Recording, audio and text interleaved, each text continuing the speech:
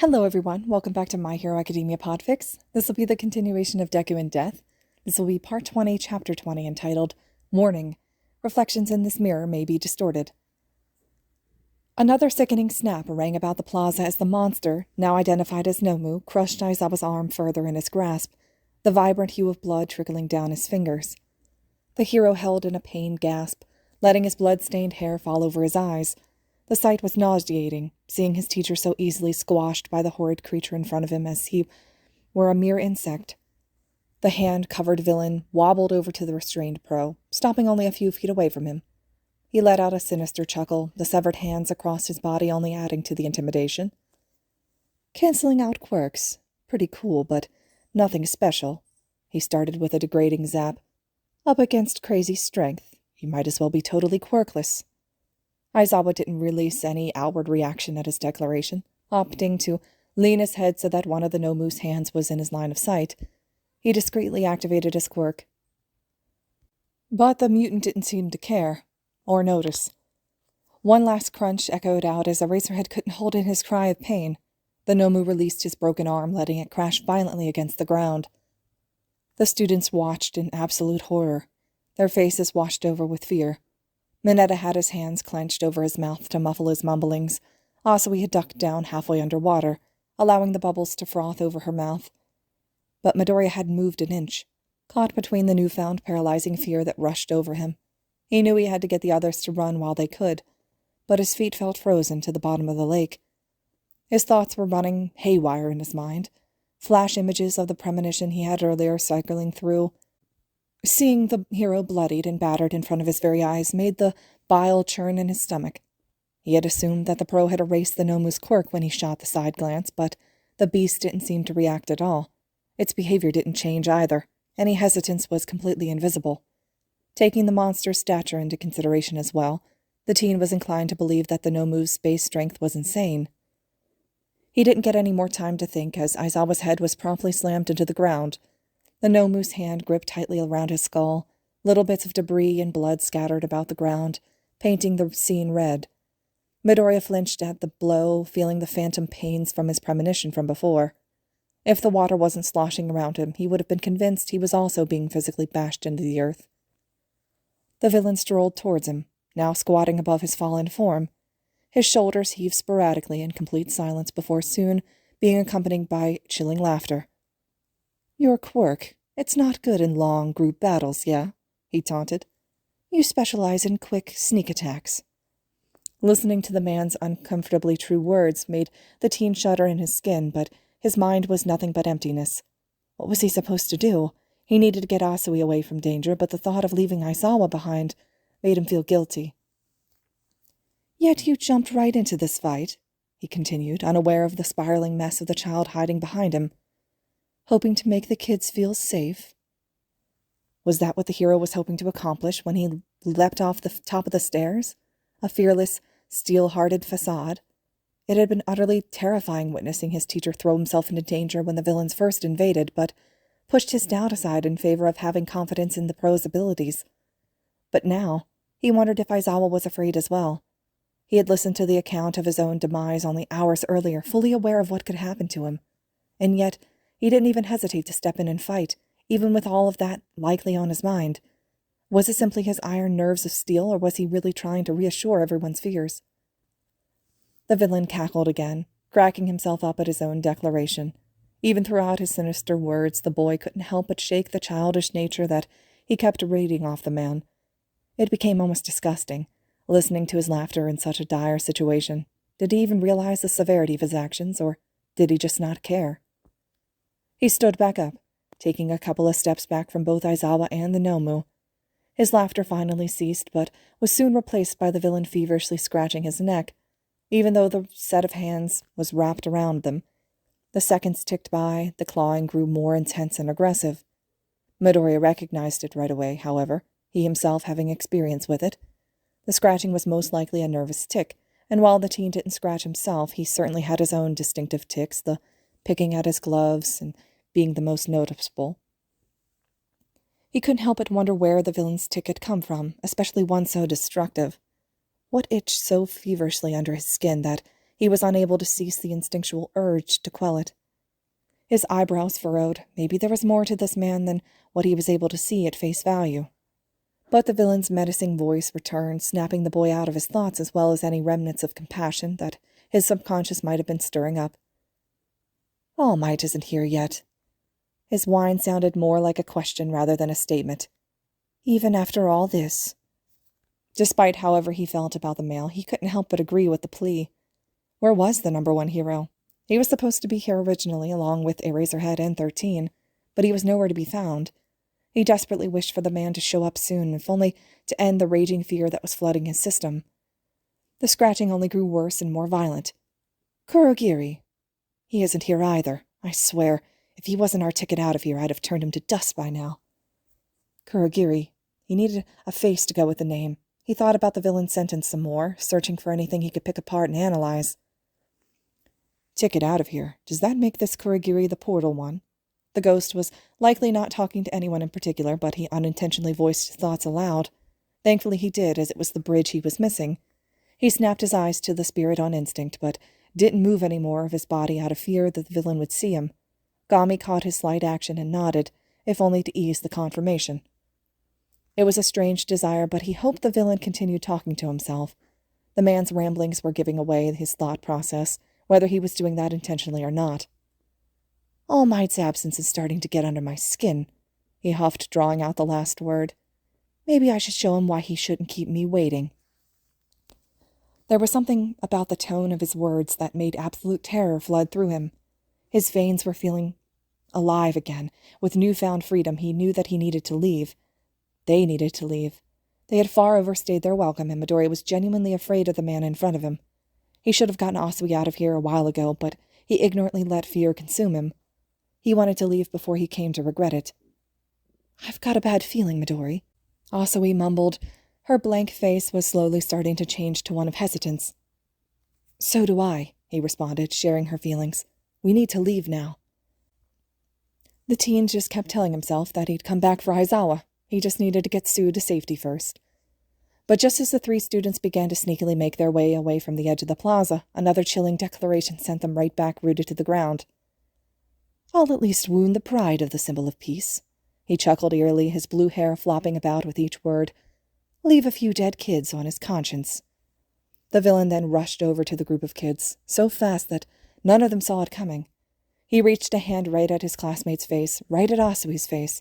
He knew exactly what was coming, and yet he found himself caught in slow motion. The boy screamed for his limbs to move, but they didn't obey, remaining frozen in the water. No, no, no. He couldn't fail her like this. He couldn't watch her die in front of his very eyes, all due to his inaction. He would never forgive himself, to fail a premonition all because of stupidity. The milliseconds ticked by as he watched the hand grow closer to his shocked expression, all 5 fingers spread and ready to grab. But he couldn't move. He had watched her death only hours before, and now he was going to watch it again. How would he ever live with its guilt? He didn't even know, but all that was on his conscience now was the fact that he had failed.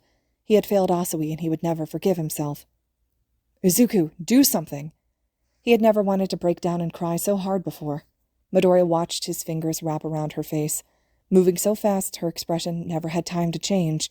He couldn't bring himself to close his eyes, and he prepared himself to witness the skin begin to flake off into non-existence. He braced himself for her screams as they already were bounced around in his head. A second went by, then another, and still nothing. The villain didn't bother to let go of her face, nor turn his head back. The boy willed his eyes to focus on his female classmate, but saw nothing that he was prepared for himself. She was still all right, well, as all right as a potentially traumatized child could be, but the girl wasn't injured, despite having all 5 fingers on her skin. You really are pretty cool, the young man sighed, almost disappointed. Midori moved his head slightly, only to be graced by the most thankful thing he could have ever wished for. Eraserhead. His teacher, bloody-eyed and beaten, had found the strength to lift his head up, while still in the Nomu's grasp, and erase the villain's quirk, effectively saving Asui's life. This was right. This was exactly how his premonition went. Through his overwhelming terror and hyperventilation, he had forgotten that Aizawa saved Asui once right before her death. This was that moment.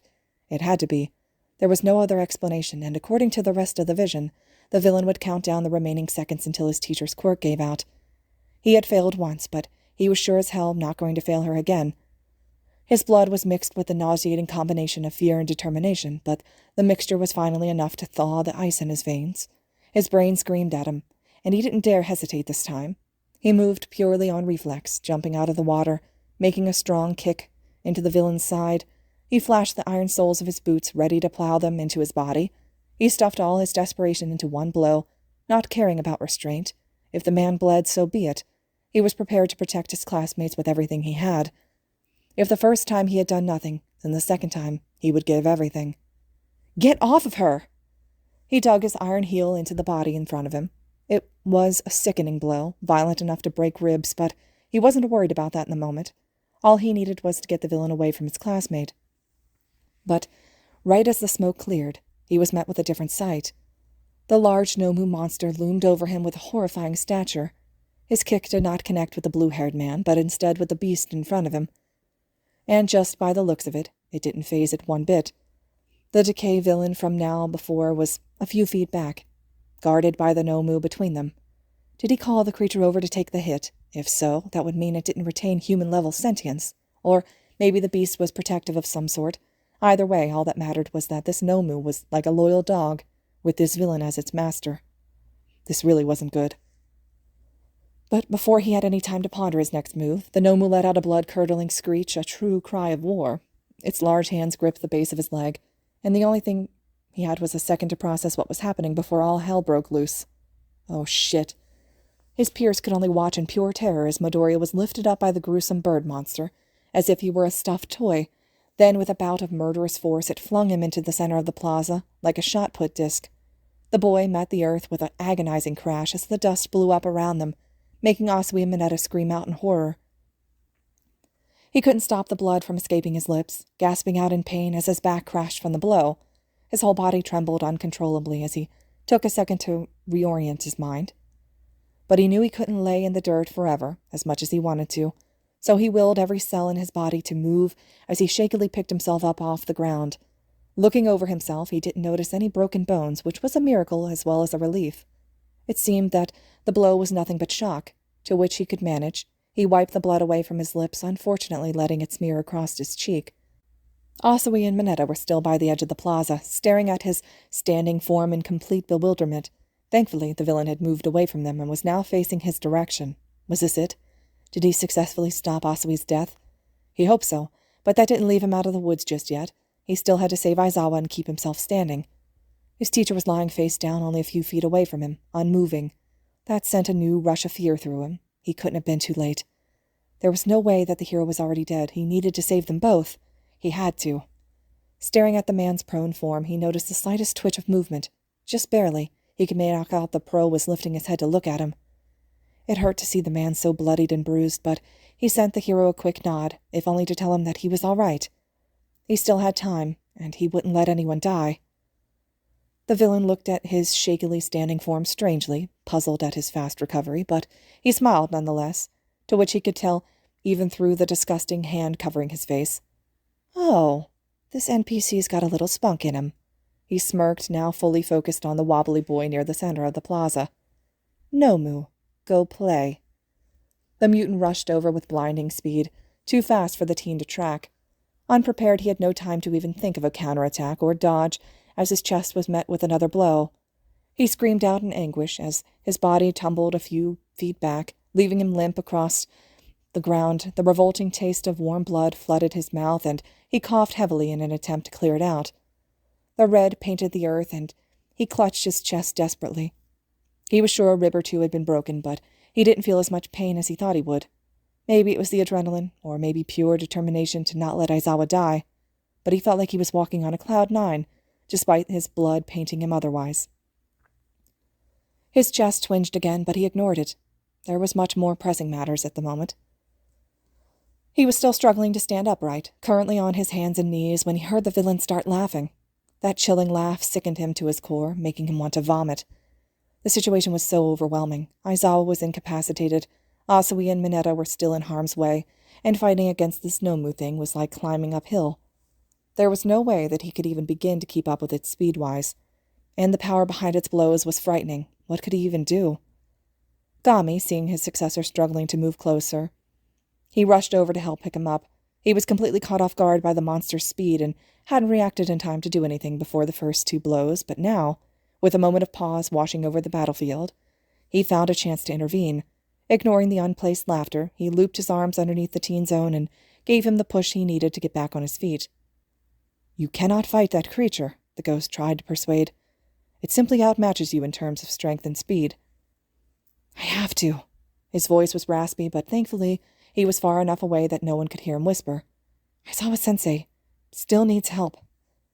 That brought up its own set of problems. He still wanted to get his peers away from the edge, and he needed to get his teacher out of there. But with the Nomu watching his every move, there was no way he'd have the opportunity to rescue both parties. But then how? He looked over to Asui, and thankfully her eyes met his own. He started staring forcefully at her, his irises burning with determination. Sending a small nod, he hoped she could catch his message before realigning his focus to the blue-haired man, who was still chuckling. "You know," he started, pushing his voice out to come out stronger than it was, "you really are stupid to think I'd go down that easily." The statement shocked all within earshot. Aizawa lifted his head up further to make a strangulated eye contact with him, as Mineta loudly screeched at his proclaimed stupidity.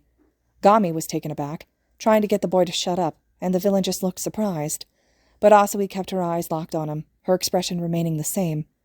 He flashed her another quick glance before mustering up his leftover courage. All he could do was hope that this worked, in some shape or form. "I may still be a student," he continued, "but I'm part of the best of the best. I'm more resilient than you think." That was true, in a sense. His undying body would allow him to put up much more of a fight than most, especially against such a monstrosity, but if he pushed himself too much more, trying to get under the man's skin, it could be a problem. He needed the attention to be solely on him for this to work, though. And if he had to push a few buttons in the process, so be it. He wasn't too focused on the sounds around him, but was sure that somewhere in the cacophony, Mineta was screaming about how he was going to get himself killed. He hoped to his very core that Asui wasn't thinking the same. He needed her to be the one on the same wavelength as him in order to do this. "So, either give me your full attention," his voice was laced with intimidating combination of perseverance and grit, "or you aren't worth my time." Something in Asui's head clicked at the last part. She was struggling to follow the thought process of the boy in front of her eyes, but now she realized where he was headed. Their homeroom teacher was still in danger, and so Midori was trying to shift the target onto himself. He was going to use the villain's childish nature against him, teasing him to hold his attention, and though it seemed suicidal at first glance, the girl was sure that she had figured out the reason behind it. The line was slow and powerful, leaving a surge in its wake, but yet the teen couldn't get his aching body to portray the same. He allowed himself to stumble for a moment before readjusting, and that was all the confirmation the villain needed. He smirked. "An NPC like you? Resilient? Don't make me laugh." He turned over to look at the still fallen hero, who hadn't found the energy to pull himself up yet, his sinister grin growing even wider as he focused back onto the boy. "Nomu, finish off Eraserhead." Panicked, Midoriya swiveled towards the monster instead. If only he hadn't broken his facade. This wasn't what was supposed to happen. He needed the Nomu's attention to himself, because as long as he was still standing, he could run. He could fight, but Aizawa could do neither of those things. And he himself couldn't fight and protect at the same time. He just didn't have the abilities nor the experience to do so. The Nomu was walking slowly towards the pro, unusual to witness compared to the insane speed he knew it had, but that gave him a chance to stop and think for a split second, just enough time to recollect his thoughts. Even throughout all the chaos and fear, the villain was still toying with everyone, a detriment of his childish nature. And right now, he would take any opportunity that presented itself, no matter how it graced him. He was at the disadvantage, and that meant he had to scavenge for a solution. If the villain wanted to toy around with the lives of everyone here, then he would have to exploit the fact and prove exactly why he shouldn't have been underestimated in the first place. His scythe appeared in his right hand like a loyal Dane, to the slight surprise of the blue-haired man. But despite all the doubts running through his head, the pounding of the Nomu's tread growing ever closer to the fallen hero, and his mentor's concerned pleas for him to flee, he pushed past. Now was not the time for hesitation, and he would not hesitate. He had paused out of fear earlier, and he was lucky enough to get a second chance. He would not make that same mistake, and risk once again being at the universe's mercy. Like a lightning bolt striking down from the heavens, he slammed the blade directly into the ground. Digging in far enough under the earth's surface, he gripped into the handle deathly tight with both hands and poured all of his fears and doubts of him in a raging current. With his emotions so drastically heightened, the ground tore itself apart, instantaneously, violently, cracking into uneven pieces. The Nomu, having no chance to react, was plunged under, almost like a sinkhole, trapped from the waist down. It screeched and thrashed in an attempt to escape its confinement, but the earth held firm, for now. Eager to grasp his newfound opportunity, he tugged harshly on his weapon, trying to get it out of the ground. But his rush of emotions from before had been even stronger than he anticipated. The blade firmly lodged in the dirt no matter how hard he pulled. Watching the beast slowly begin to heave itself out of the ground, he quickly gave up pulling. Flexing his fingers twice, the weapon disappeared from its spot, leaving a small scar in the earth, and reappeared back in his grasp with a bit of a jolt. He ran across the uneven ground with ease, the pieces small enough to hinder the large mutant, but large enough for him to walk upon. He only had to take a few steps before the being in arm's reach of the Nomu. That was more than enough room. The boy pulled his arms back, raising the scythe up high. There was a single moment of which it was in the air, and he allowed himself a chance to breathe. His mind needed to be clear for the swing, uninterrupted by emotion, good or bad. The monster that had been dubbed a Nomu seemed to be a horrific abomination of man and mutant, and that aspect both concerned and terrified him. The villain hadn't uttered a single word, but still he wasn't sure whether the thing was sentient, if it had a will of its own, or if it was merely a puppet being tossed around. But despite all that, the beast was still alive, breathing and moving and living, and while he desperately wanted to disintegrate the monster into nothing but a pile of ash, out of complete fear for the safety of the people around him, his rivaling fear of ever decaying a living creature climbed up his throat and swallowed him whole. His thoughts from before, back in the flood zone, resurfaced in his mind. It sickened him to think that he was so close, so eager, to use his deadly abilities on someone, no matter how he felt about them. He couldn't do that again, not while he was of sane mind and body. And so, in the single moment before impact, he closed his eyes, pulling himself away from all the stress and unease swirling around him. He allowed serenity to envelop him just as the darkness had, filling his lungs with a gulp of fresh air and freedom. He could feel nothing but the calm vortex of blankness that pooled in his stomach.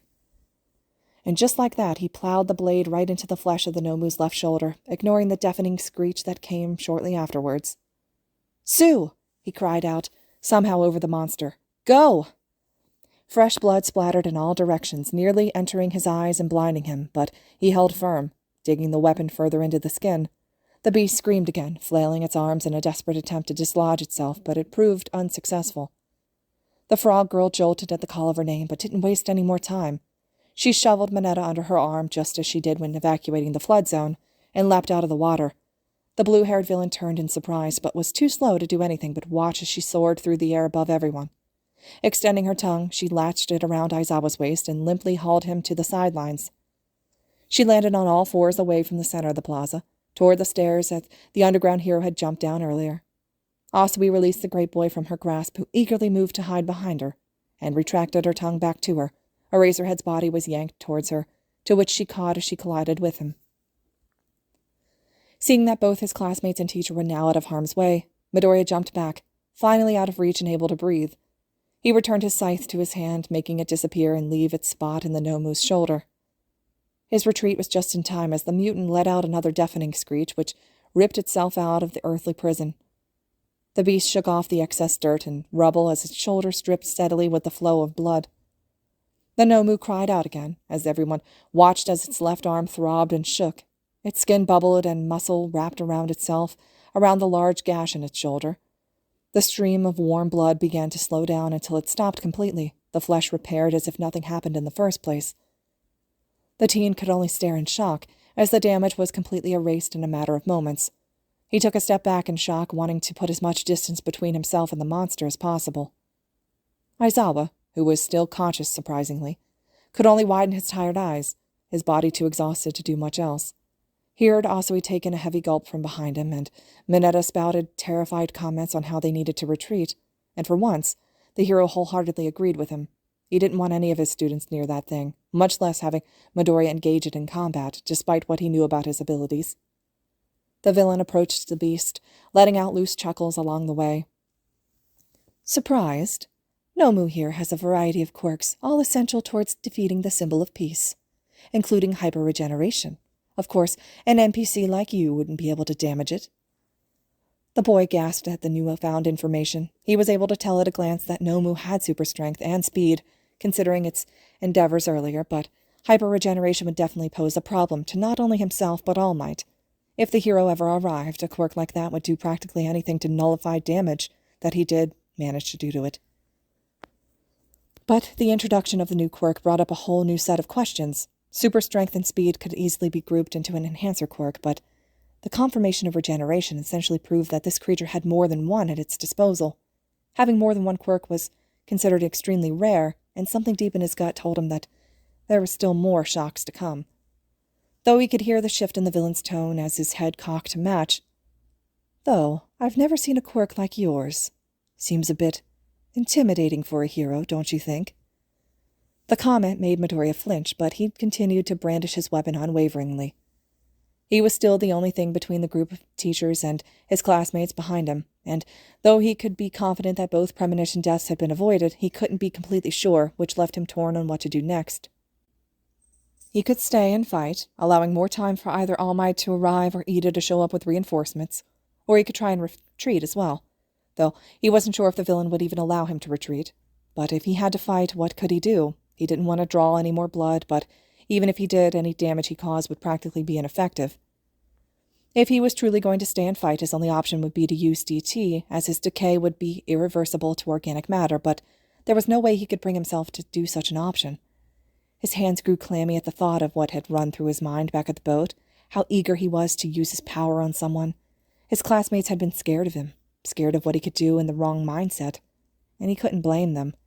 Never had he been so utterly terrified of himself and what he was capable of. Even the villain had acknowledged that he wasn't suited for heroism. The Nomu's subsequent shriek brought him out of his thoughts. Only a moment had passed, but it felt like ages in his self-deprecating mind. Gami now had moved to float next to him, placing a hand on his shoulder. "Please, simply retreat. This battle is not in your favor," the ghost pleaded with the boy. "You are at the immediate disadvantage." But he simply shook his head. "Fighting, even when the battle seems hopeless, is the true makings of a hero."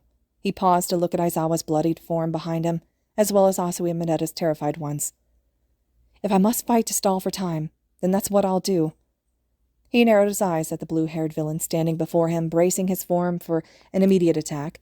He wasn't sure what he could actually do, especially against such a foe, but that didn't quell the pure determination running through his blood. He would continue to fight as long as he was on this adrenaline high. "Problem child." Midoriya snapped his head around swiftly, making eye contact with his teacher, who was still in Asui's grasp, fighting to stay conscious. His eyes were half-lidded and struggling to remain open, and dry blood caked over his face. His arms were mangled, and his chest rose and fell in an unsteady rhythm, and yet, despite his obviously weakened form, his mouth moved to speak. "I'm giving you permission to protect yourself and the others, by any means necessary." The words were slow and slurred, stumbling out of his mouth as if they didn't belong. "Problem child, if I see you hesitating, I'll let you know whether or not to use it. Call it permission if you will. Don't do anything rash. If anything does happen, then, I give you full permission to use your abilities on anyone, as long as it's to save a life."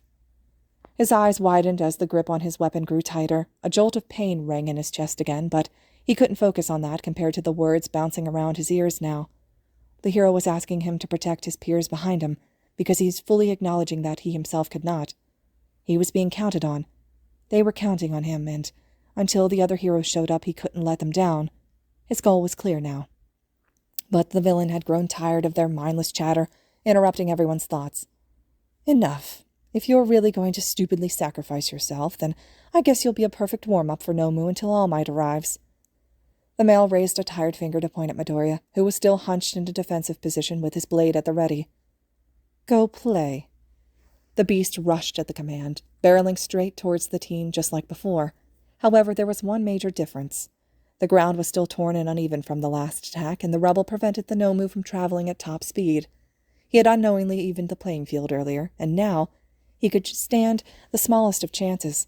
At the very least, he could now employ hit attacks and run tactics, which were his only option of offense against an adversary of double his strength and size. A strong punch was thrown towards his gut, but thanks to its reduced speed, he was able to weave his body out of the way. Stepping lightly on the broken ground, he used one foot to propel himself upwards and over the massive navy-skinned arm. Like lightning, he crashed his scythe into the flesh of the Nomu's forearm, unable to hit the spot on the shoulder he wanted. His hands burned against the handle, powerless to reduce the flow of intense emotion that's running through him. The slice was fairly shallow and allowed him to pull back easily. In his rough landing, he let his weapon disappear to catch himself on all fours, dust and his hair whipping around and rapid in the chaos. The villain laughed, the menacing sound echoing around the plaza as if it was 100 of him. "Did you not hear what I said about hyper-regeneration? Or are you just too stupid to process it?" But his rant was quickly cut short by a screech of pain, erupting from the beak of a familiar source. Standing up on his 2 feet, the teen grimaced at the twinge in his chest, but narrowed his eyes at the Nomu, more specifically the new wound on its arm. His face held no emotion, just blankness, not even pride at his successful attack. He couldn't even bring himself to smirk. The very thought of doing so made him feel sick and apathetic. The villain looked over to the beast in confusion, but it only continued to writhe and squirm in discomfort, soon beginning to claw at its wound to no avail. The injury continued to bleed and showed no signs of ceasing, the red liquid dripping down heavily. The skin around soon began to flake away, revealing more unguarded muscle and tissue. It let out another cry, unsure of how to stop its agony. The man turned to the boy standing in front of him. His mood shifted drastically to one of dangerous anger as he watched his creature's hyper-regeneration be rendered practically non-existent. His voice was laced with an intimidating calmness and rippled through the air despite its quiet volume. "What did you do to my Nomu?" Midoriya's hands trembled and shook uncontrollably, not from fear, but he fought to clench and close regardless. He was desperately attempting to keep his powers in check. He didn't want to kill the Nomu, nor cripple it, but he needed it to be safely remained incapacitated for as long as possible, and restraining the flow of DT was like trying to dam a raging river with mere twigs and stones. But still, this was the reaction he was looking for, that sense of unease and unpredictability. If he could show the villain that he could be a wrench in his plan, maybe that would convince him to leave while his weapon was still intact. It wasn't foolproof, but it was the only leverage he had in such a powerful threat right now. So, while still clenching his fists to the point where his nails might break the polyester on his gloves, he made harsh eye contact with the bewildered villain. "I can cause permanent and irreversible damage," he stated strongly, keeping as many details concerning his abilities to himself. "So, your Nomu's hyper-regeneration means nothing. I can incapacitate it long before All Might shows up." Of course, this was all a major bluff. Sure, he could decay the Nomu into non-existence, but that was something he desperately wanted to avoid at all costs. Having blood on his hands, both literally and figuratively, would leave him traumatized beyond belief. He just needed the villain to get nervous and rethink his plan now that there was an unaccounted variable. The man returned his hands to his neck and began scratching the skin violently. His nervous tic resurfacing in uncertainty. He muttered to himself, cursing under his breath, just loud enough for everyone to pick up on it. His voice grew steadily louder, making the next words easy to understand. "You are supposed to be an forgettable NPC. Just a warm-up for my Nomu," he rambled on, clawing harder at his skin. "Not some sort of secret mini-boss unlocked post-game." The doubt in his voice was exactly what Midoriya was aiming for. That hesitance, that riskiness. All he needed was one more push and the stress might overwhelm him. He looked back to Asui, Mineta, and Aizawa, who were still waiting in anxious restlessness. The trio sent him a nervous look back, though only the pro could pick up on his obvious bluff, due to his knowledge of the teen's personality and opinions considering his abilities. He sent the boy a curt nod, his body still drained of energy.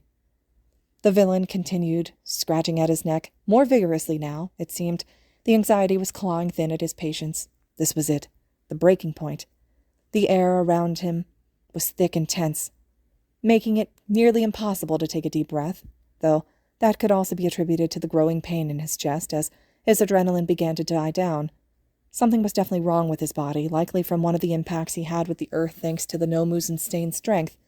But he could worry about that later, because right now, there was still a dangerous set of villains staring him down.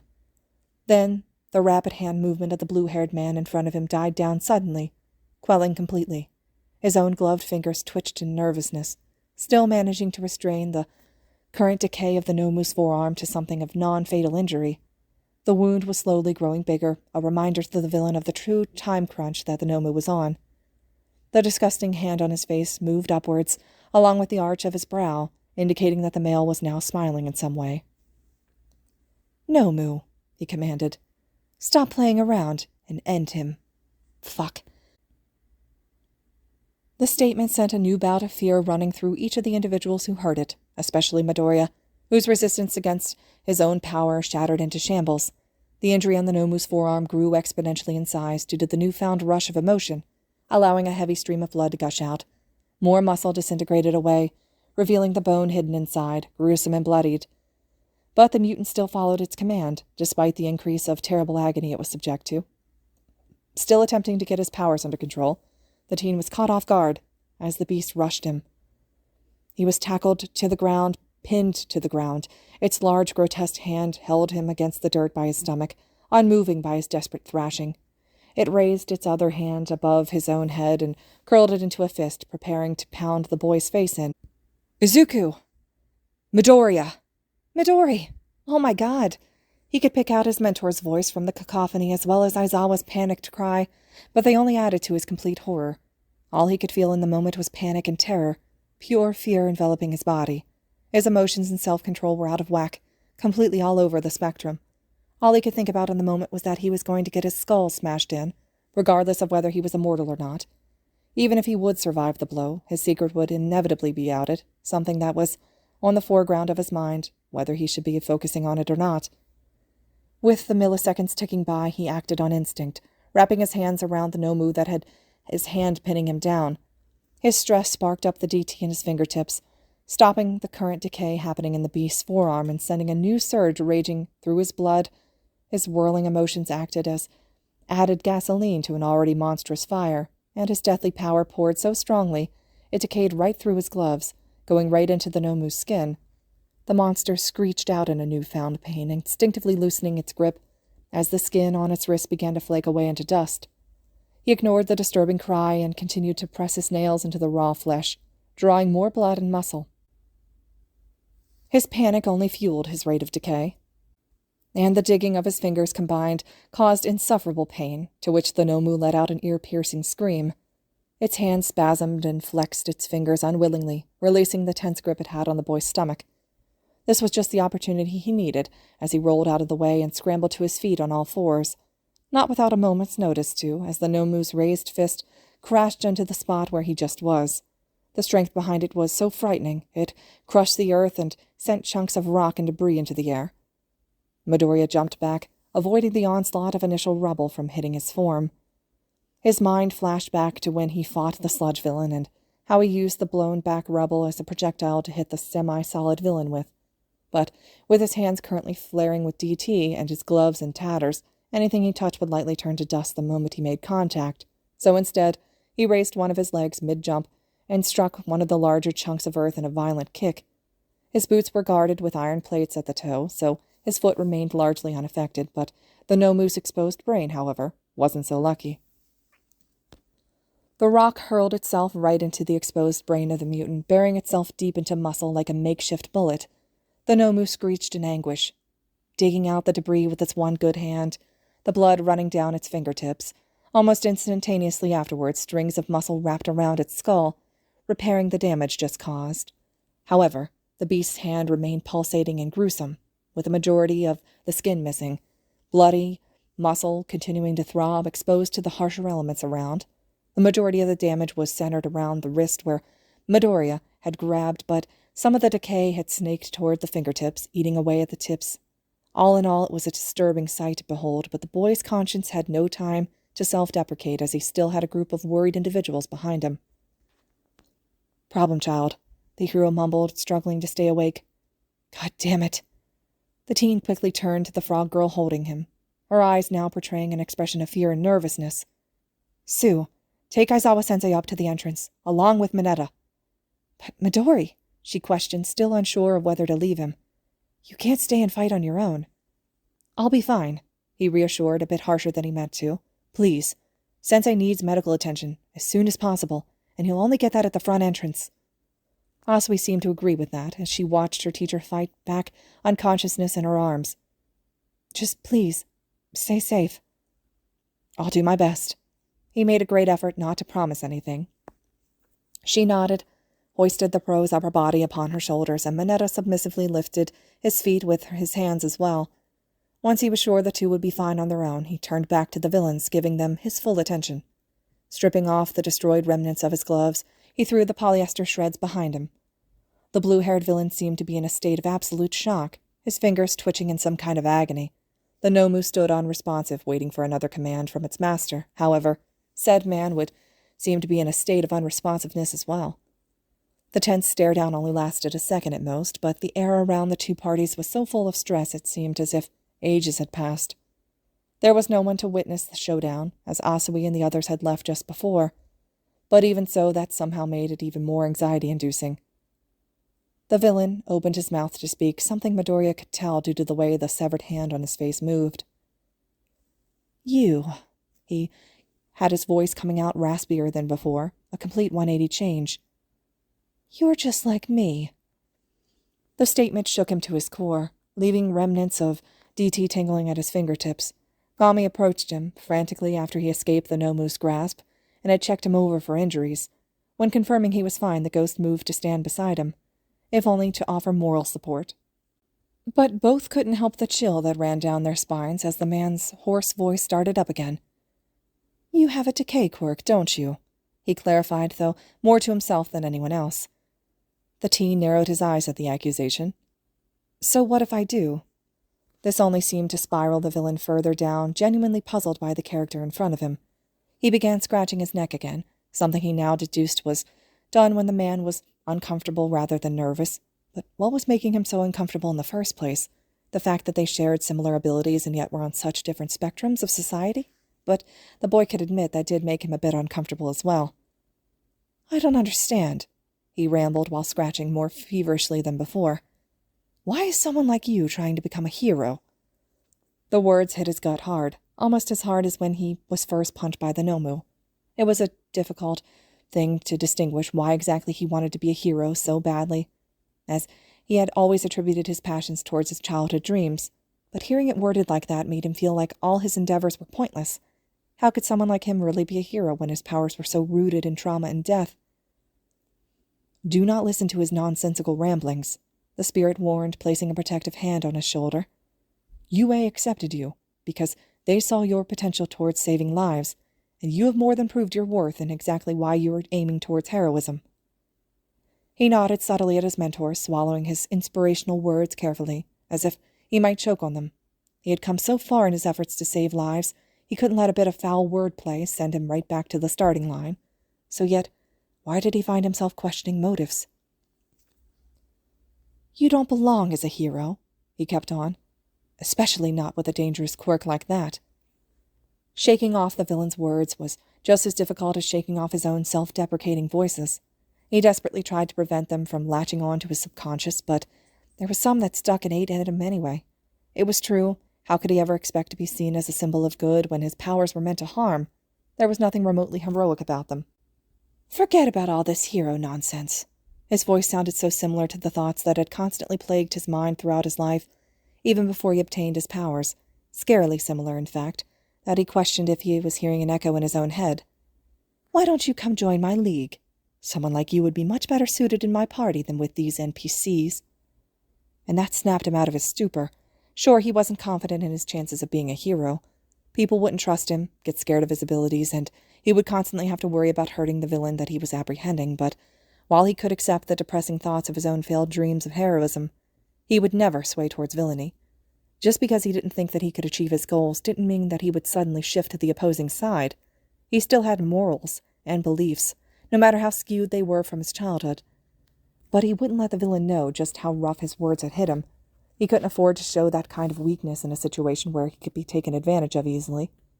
He was still in the middle of a fight, of a volatile scenario where lives could be at stake, and for that exact reason he had a facade to hold up, just like how a racer had rushed into battle despite being outnumbered, and away from his usual setting.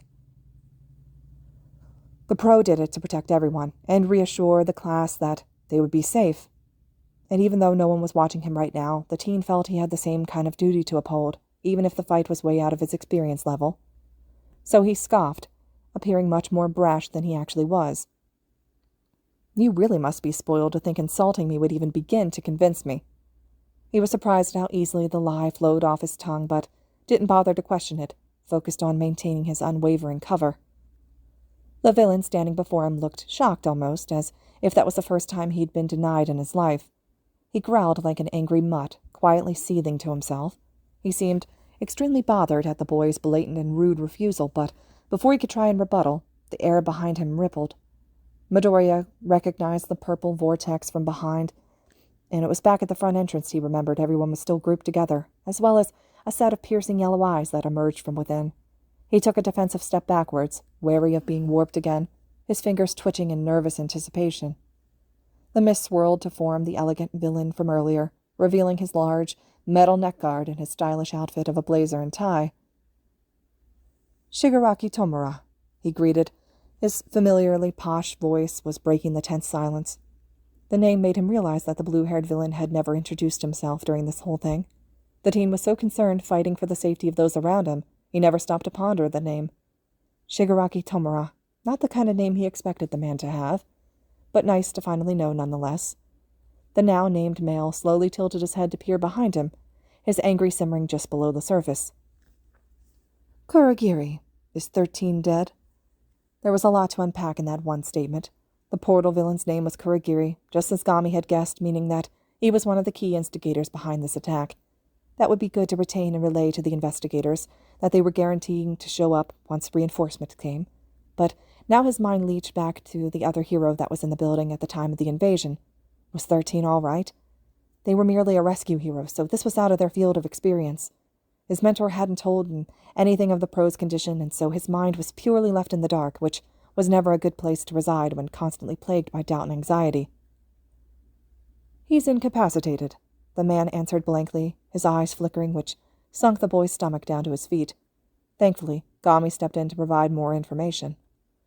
"The hero was injured. However, they're still breathing and being tended to by the time I left." That allowed him to release a sigh of relief, but he was also abruptly sucked back in as the newly introduced Kurogiri's smooth voice started up again. "However, there were some students I could not warp away," he continued, "and one of them escaped." He had to have been referring to Ida, who by the spirit's account was the only one to leave the building premises. He did witness both Ida and another boy saving some of his other peers from their designated portals. Then he remembered that Uraraka was up there as well, having also been saved by their rule-abiding friend, which made him feel slightly more relaxed. There was no way she would let 13 die on her watch. She simply admired the hero too much to let it happen. It almost felt as if the Misty Man had come to report this news a bit late. There felt like a large gap in the time compared to now and when Gami had reported the same situation to him earlier, but the phenomenon was merely the work of tension and stress, as it couldn't have been more than 2 minutes between when Gami returned and now. It was strange to admit that all that had just previously happened only occurred in a matter of minutes, but the nervous air clouded his perception of time. Shigaraki looked appalled by the news and began scratching his neck for the 3rd or 4th time, furiously clawing both sets of nails at the exposed skin as the Nomu stood eerily beside him. "Kurogiri, I swear. We won't stand a chance against a dozen of pros." That was certainly true, no matter how arrogant the villain was. "It's game over. Game over for now." Were they planning on retreating, then? As much as he wanted to crumple down in relief, he remained in his guarded position. These villains, especially Shigaraki, had been unpredictable so far. He couldn't count on their actions to mimic their words, no matter how they sounded. Gami seemed to be on the same page. "I have a bad feeling about this." Shigaraki then turned to look at him, eyes cutting through him with a malicious glint. "But before that," the air turned sour, almost signifying something evil to follow. "Warp him over here. He interests me compared to the rest of these NPCs." Midoriya didn't even get a moment to process those chilling words as Kurogiri acted on command, opening a raging portal below his feet. Couldn't even get a word out as he was sucked through for the 2nd time, his reaction time simply not being fast enough. He could see Gami make a desperate lunge for his hands, but it was already too late by then. "Izuku!" He was plopped down roughly, landing uncomfortably on his rear while Shigaraki was standing over him. That alone was enough to send him scrambling to his feet, just as the villain reached out to grab him. He had only been warped a few feet, but the shock of being teleported for a 2nd time and to such close proximity to arguably the most unhinged person here, quickly overwhelmed his senses. He scampered away on all fours just as Shigaraki swiped at his spot, eyes flashing from corner to corner. He spotted Gami, frantically floating around the spot where he just was, looking panicked despite his facial expression being hidden by his hood. He spun on his heels and stumbled towards his mentor, an unnatural rush of fear flooding his body. He couldn't remember the last time he felt so utterly terrified, the instinctual fear for survival. Nomu. The gigantic mutant practically teleported between him and the ghost, and lunged out to grab him. His mind switched to autopilot out of pure need to escape and instinctively dodged the massive hand coming at him, but the Nomu was relentless in its pursuit, and so Midoriya was forced back away, getting unwillingly closer towards the other two villains. Gami didn't know what to do. He felt completely useless as he watched his successor trying his best to escape his deadly cornering. The navy-skinned monster continued its persistent attempts to try and restrain him, due to its master's order, and the other two didn't sit around idle either, with the Misty Man making constant portals to try and nab him, and Shigaraki making short grabs here and there as well. He attempted to reach in and tug the boy out of chaos, but couldn't manage to get a good grip on him while he was moving. It was a miracle the teen hadn't been caught yet, his panic fueling his dodgy movements. And, like all miracles, its existence was short-lived. He was snatched in the air mid-dodge and reeled back into the Nomu's grasp like a limp doll. His first instinct was to struggle, so that's what he did, but the beast had him by the waist, and his non-injured hand. His efforts were like that of a fish out of water, floppy and ineffectively useless. And so his autopilot moved to his second instinct, to disintegrate the hand holding him captive, but despite his childish personality, Shigaraki was extremely intelligent, and was unfortunately one step ahead. "Kurogiri," he commanded forcefully. "Don't let him touch my Nomu." It all happened in slow motion. Just as he shot his bare hands down to touch his mutant skin, the air ripped open into a purple hue. He unintentionally stuck his hands directly into the portal, sending each one into a different direction far away from each other. A bit disturbing to see his hands so inhumanly apart from his body. As he attempted to pull them back, he felt an unnatural force tugging him forward, keeping him locked in an uncomfortable position. Though comfort was the least pressing issue at his mind. A new dose of fear rushed through his veins. He was helpless, completely and utterly helpless. His hands weren't anywhere close to the Nomu's body, so he couldn't free himself, and without both of his hands close enough, he couldn't really swing his scythe around either. Sure, he only needed one hand to summon it, but it was a large, heavy-set weapon, meaning that without both hands, a swing from it would be too weak to even bother. And as Shigaraki saw the panicked look on his face, his own grin practically tripled in size. Midoriya desperately tried to calm himself as the villain approached, but the inadmissible fact was that he was truly fucked in this situation, and just couldn't escape him. "You know," he began, his voice sending chills down his spine, "I'd have turned you to dust by now for your cocky attitude, if you didn't interest me." He didn't say anything in response, opting to shut his trap, to which the villain found absolutely hilarious. "No quip this time?" He laughed his cold, sinister laugh. "Whatever. I'd rather not hear you anyway." If it were Gami saying that, he probably would have chuckled and socked to the ghost in the shoulder, but it wasn't him. If anything, the fact that it was specifically the blue-haired man that said it made the phrase more than uncomfortable. Maybe because they were so similar in nature that Shigaraki was almost looking like in a mirror. The very thought frightened him in a way unlike what he was currently experiencing, a subtle lining of self-doubt that was strung along beneath his subconscious. "Though, I'll admit, I don't understand you at all," he rambled on, something that Midori picked up on as a habit. "Your drive, your motivations. I don't get any of it." The boy watched as he creeped up while he spoke, and was eventually within reach of one of his separated hands. His eyes sparked in hope that he could grab the villain in a threatening manner, anything to escape his current predicament.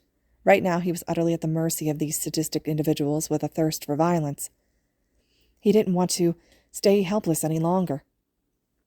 But as he made a desperate swipe at Shigaraki's form, the man saw it coming, snatched him by the wrist. The hand on his face moved, indicating that he was smiling, as he pressed all 5 fingers into the teen's wrist. "I hope you can explain it to me." He wasn't nearly as prepared for the horrific pain that followed. He'd always wondered what DT would feel like if he used it on himself. It was a sick thought, and he could acknowledge it, but still, the curiosity piqued at him. Thankfully, His power was rendered useless on its own biomass, so he couldn't even if he wanted to. Gami had speculated that that was so Death couldn't use their own power to kill themselves and break their invisible contract, but the assumption had never been confirmed. The point being, he wasn't sure how agonizing his own decay felt, as he could never test it.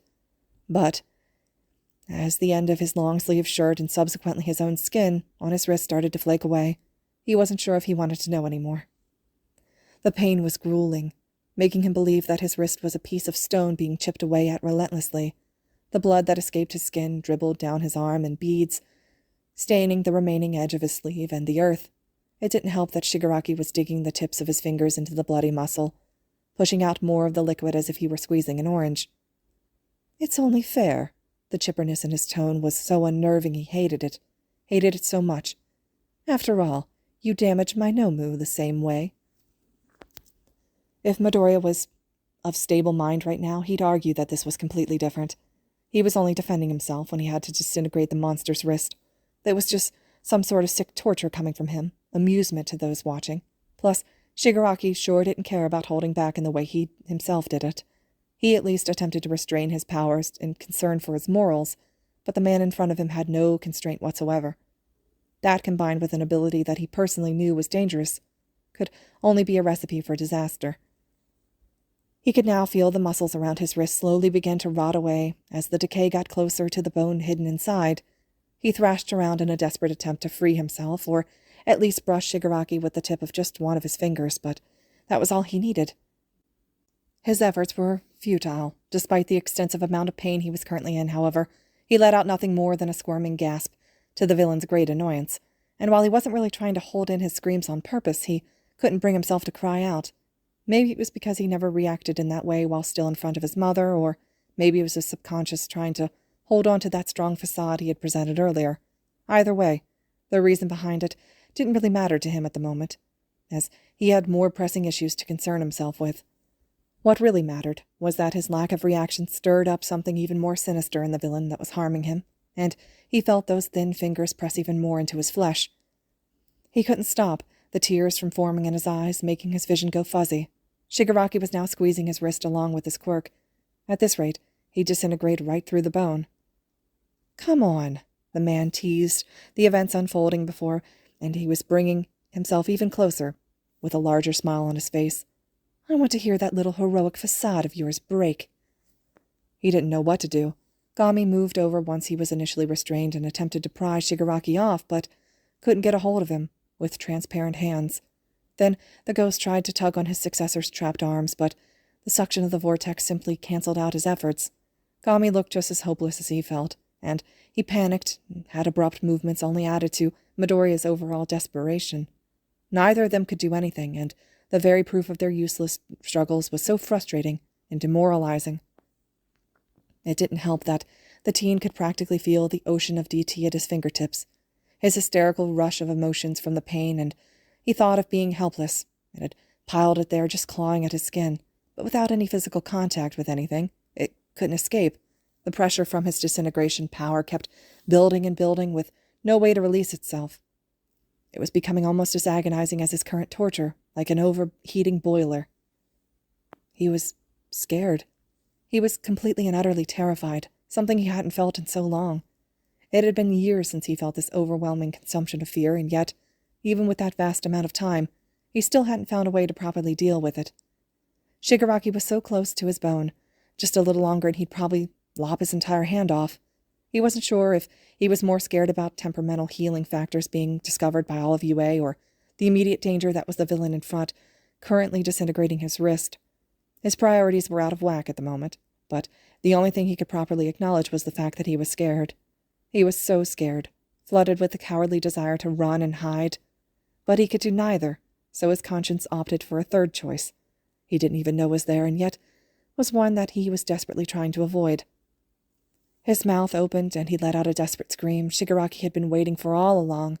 He just wanted it to stop. To be over already, please. Please!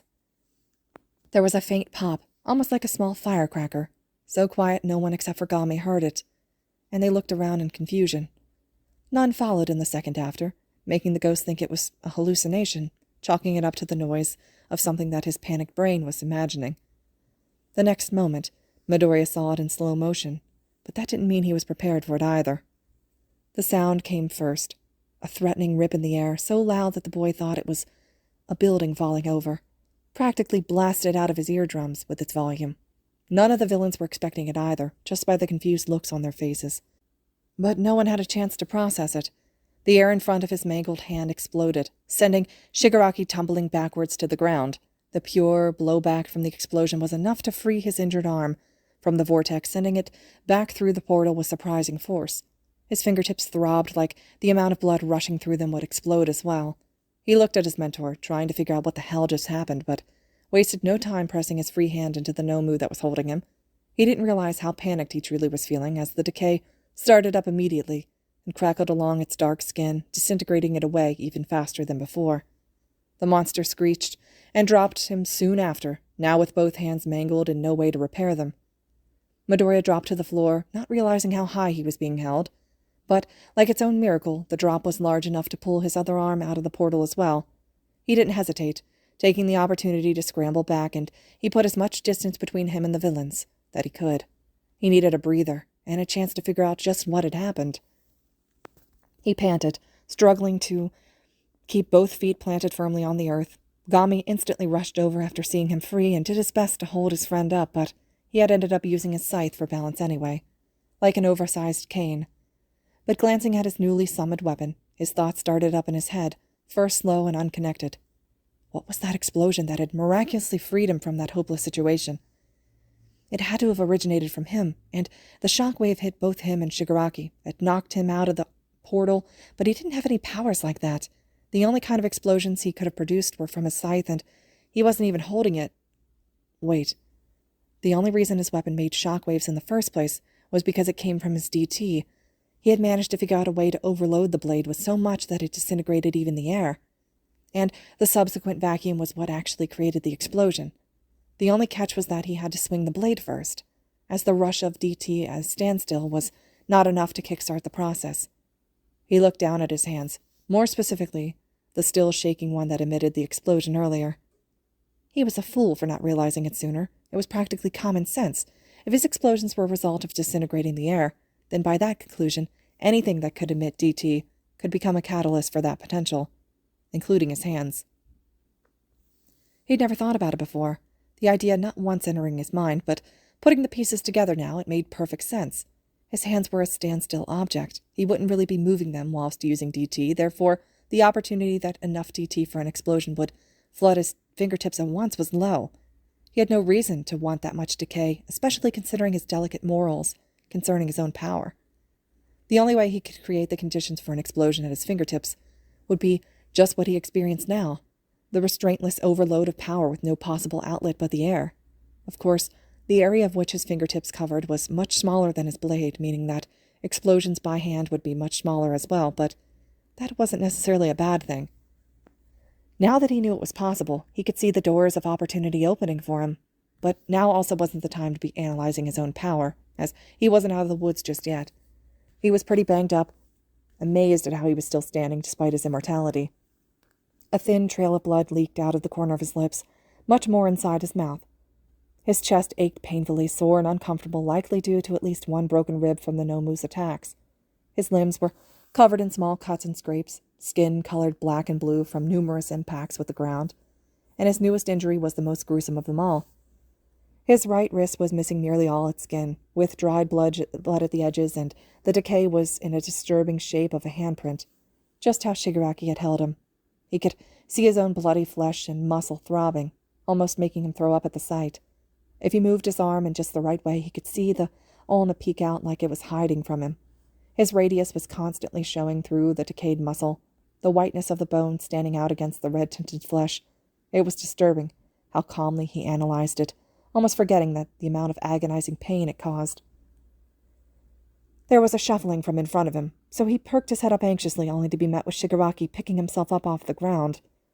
Kurogiri stood behind him, glancing over to the Nomu, who stood unnervingly still, despite having both its hands mortifyingly injured. The villain made eye contact with Midoriya, studying his uneven breathing and bloody form in disbelief.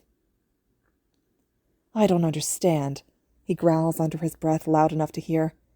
Even mini-bosses don't have this much health."